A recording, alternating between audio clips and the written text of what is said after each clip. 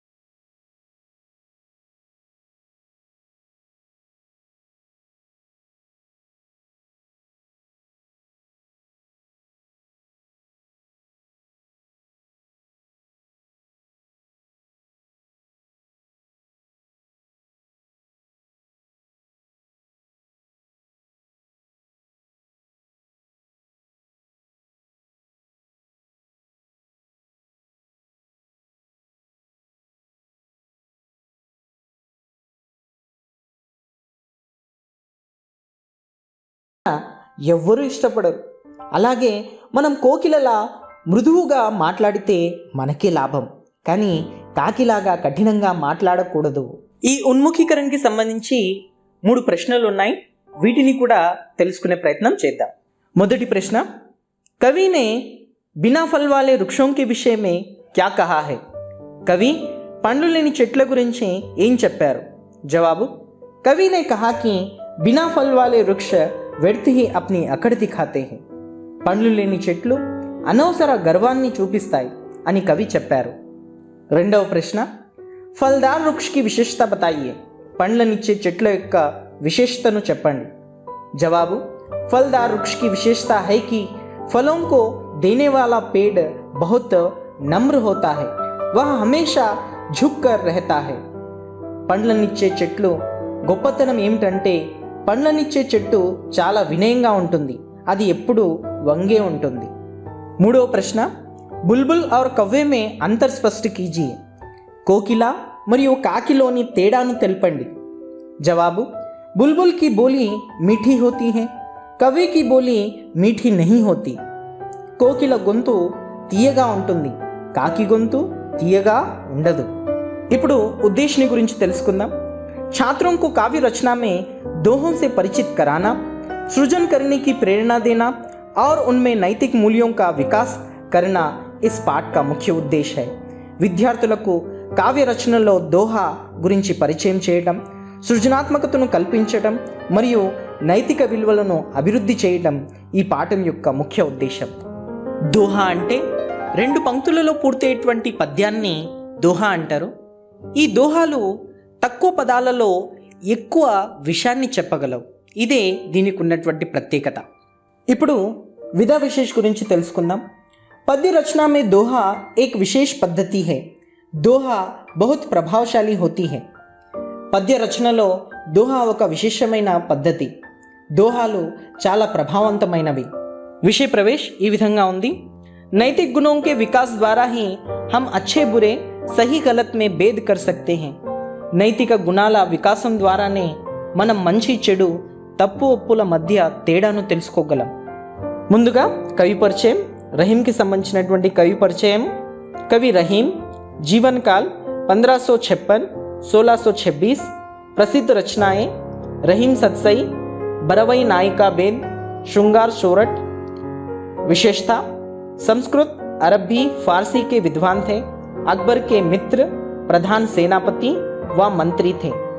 कवि रहीम जीवित कालम 1556-1626. రచనలు రహీం సత్సై, బరవై నాయికా బేద్, శృంగార్ షోరట్. విశేషం సంస్కృతం, అరబ్బీ, ఫార్సీ భాషల్లో పండితుడు, అక్బర్ స్నేహితుడు, ప్రధాన సేనాపతి లేక మంత్రి. ఇక్కడ రహీంకి సంబంధించి 2 పద్యాలు ఉన్నాయి. వీటిని గురించి తెలుసుకునే ప్రయత్నం చేద్దాం. ఇక్కడ మొదటి పద్యాన్ని చదివే ప్రయత్నం చేస్తాను. కహి రహీం సంపత్తి సాగే बनत बहुत बहुरीत. कही रहीम संपत्ति सागे बनत बहुत बहुरीत. विपत्ति कसोटी जे कसे तेई सांचे मीत. रहीमा तेई सांचे मीत. ఇప్పుడు ఈ పద్యానికి సంబంధించినటువంటి భావం ఈ విధంగా ఉంది. इस दोहे में रहीम कहते हैं कि यदि कोई भी आदमी धनवान बन जाता है तो सभी उसका आदर करने में तत्पर रहते हैं, उसके साथ दोस्ती करने के लिए तैयार रहते हैं. लेकिन उसके विपरीत किसी विपत्ति के कारण दुखी होने पर कोई भी उसके दुख को बांटने के लिए तैयार नहीं होता. ऐसी हालत में अपने सगे संबंधी भी पराये हो जाते हैं. रहीम इस दोहे के द्वारा यह संदेश देना चाहते हैं कि जो विपत्ति में अलग ना होकर साथ रहता है वही सच्चा मित्र है. ఈ దోహాకు సంబంధించినటువంటి వివరణ ఈ విధంగా ఉంది. ఈ దోహాలో రహీం ఇలా అంటున్నాడు, ధనవంతులనే చాలామంది ఆరాధిస్తారు, వారితోనే స్నేహం చేయడానికి ఇష్టపడతారు. కష్టాల్లో ఉన్న వారి కష్టాల్లో ఎవరు పాలు పంచుకోరు. ఇలాంటి సమయంలో మన సొంత వాళ్ళు కూడా పరాయి వాళ్ళు అవుతారు. కష్ట సమయంలో సహకరించేవాడే నిజమైన మిత్రుడు అని తెలుస్తుంది. ఇప్పుడు ఈ దోహాలో వచ్చినటువంటి కొన్ని అర్థాలను తెలుసుకునే ప్రయత్నం చేద్దాం. కహి అంటే ఇక్కడ కహతా హై, సే చెప్పుచున్నాడు. సంపత్తి అంటే ఇక్కడ ధన్, దౌలత్, వెల్త్, సంపద. రీత్ అంటే ఇక్కడ రీతి, వే, పద్ధతి. విపత్తి అంటే ఇక్కడ విపత్తి, డిజాస్టర్, ఆపద. సాంచే అంటే ఇక్కడ సచ్చే, ట్రూత్ఫుల్, నిజమైన. కసోటి అంటే ఇక్కడ జాంచ్, టెస్ట్, పరీక్ష. మీత్ అంటే మిత్ర, ఫ్రెండ్, స్నేహితుడు. తేయి అంటే వహి, హీ ఓన్లీ, అతనే. సగే అంటే సంబంధి, రిలేటివ్స్, బంధువులు. ఇప్పుడు రహీంకి సంబంధించిన 2వ దోహాను గురించి తెలుసుకుందాం. రహిమన్ పానీ రాఖియే బిన్ పానీ సబ్ సూన్. रहीमन पानी राखिए बिन पानी सब सून. पानी गए ना उभरे मोती मानुष चून. रहीमा मोती मानुष चून. ఇప్పుడు ఈ దోహాకి సంబంధించినటువంటి భావాన్ని తెలుసుకునే ప్రయత్నం చేద్దాం.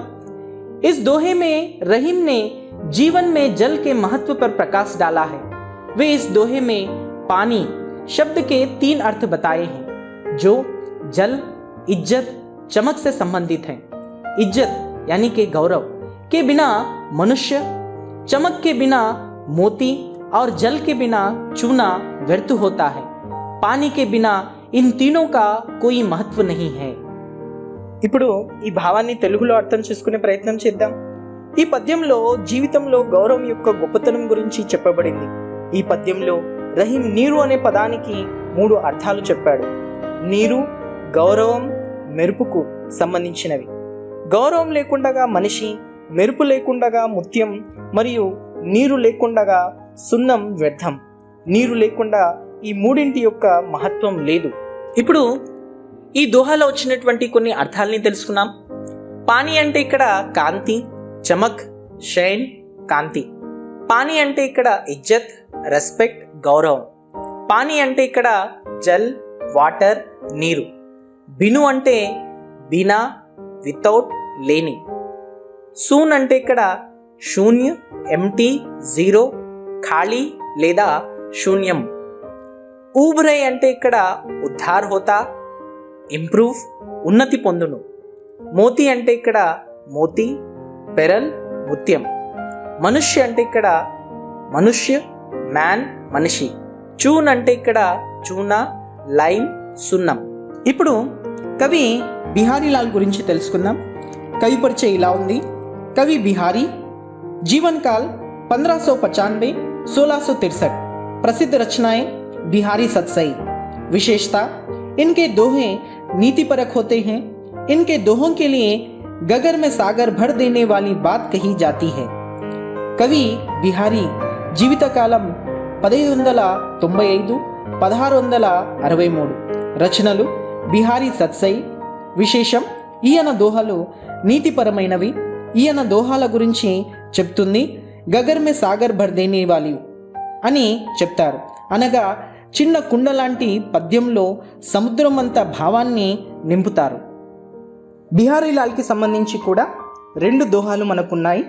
ఇక్కడ ఒక్కొక్క దాని గురించి తెలుసుకునే ప్రయత్నం చేద్దాం. బిహారీలాల్కి సంబంధించినటువంటి మొదటి దోహా ఈ విధంగా ఉంది. कनक कनक ते सौगुनी मादक तादिकाई, कनक कनक ते सौगुनी मादक तादिकाई, उही खाए बौराई जग इही पाए बौराई, बिहारी इही पाए बौराई. ఈ దోహకు సంబంధించినటువంటి భావం ఈ విధంగా ఉంది. इस दोहे में बिहारी कहते हैं कि मनुष्य के मन पर धन का प्रभाव बहुत ज्यादा होता है. बिहारी लाल कनक शब्द के 2 अर्थ बताए हैं. एक कनक शब्द का अर्थ दतुरा और दूसरे कनक शब्द का अर्थ स्वर्ण यानी कि सोना है. दतुरा की अपेक्षा स्वर्ण का नशा 100 गुना अधिक होता है, क्योंकि दतुरा खाने के कुछ देर के बाद नशा चढ़ता है और मनुष्य पागल की तरह व्यवहार करता है, परंतु सोना धन संपत्ति के पा लेने से तुरंत पागल हो जाते हैं. ఈ దోహకు సంబంధించినటువంటి వివరణ ఈ విధంగా ఉంది. ఈ పద్యంలో బిహారీ ఇలా అంటున్నారు, మనిషి మనసు మీద ధన ప్రభావం చాలా ఎక్కువగా ఉంటుంది. బిహారీలాల్ కనక్ అనే పదానికి 2 అర్థాలు చెప్పారు. ఒకటి ఉమ్మెత, మరొకటి బంగారం. ఉమ్మెత కంటే బంగారంలో మత్తు 100 రెట్లు ఎక్కువ. ఎందుకంటే ఉమ్మెత తిన్న కాసేపటికి మత్తు వస్తుంది, కానీ సంపద వల్ల వెంటనే మత్తెక్కి పిచ్చివాళ్ళు అవుతారు. ఈ పద్యానికి సంబంధించినటువంటి అర్థాలు ఈ విధంగా ఉన్నాయి. కనక్ అంటే స్వర్ణ, గోల్డ్, బంగారం.